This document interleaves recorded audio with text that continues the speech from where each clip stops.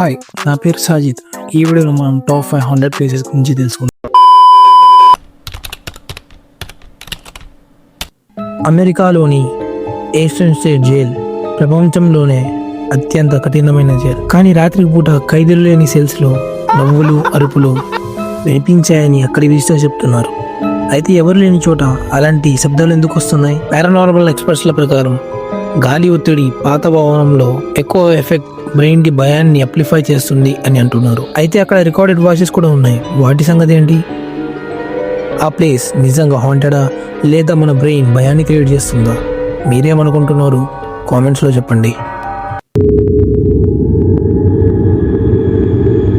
జపాన్లోని అఓకిగాహారా ఫారెస్ట్. ఈ place natural and one of the famous place. అయితే ఇంత అద్భుతమైన ప్లేస్ హాంటెడ్గా ఎలా మారింది?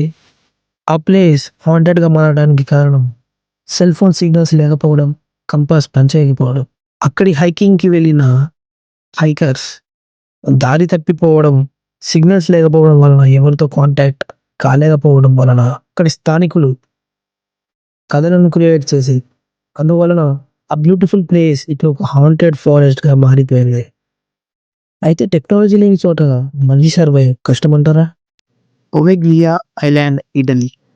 ఇటలీ దగ్గర ఉన్న ఒక అద్భుతమైన చిన్న ఐలాండ్ అండ్ ప్రపంచంలోనే one of the haunted island Poveglia island. ఒకప్పుడు ఇటలీలో ప్లేగు వ్యాధి వచ్చిన వాళ్ళను ఈ ఐలాండ్కి తీసుకువెళ్ళి బతికున్నప్పుడే కప్పెట్టేసేవారు. అయితే అక్కడ ఒక ఇన్సిడెంట్ జరిగింది. ఆ ఇన్సిడెంట్ తర్వాత ఈ ఐలాండ్ హాంటెడ్ ఐలాండ్గా మారింది. ఆ ఇన్సిడెంట్ ఏంటో తెలుసుకుందాం.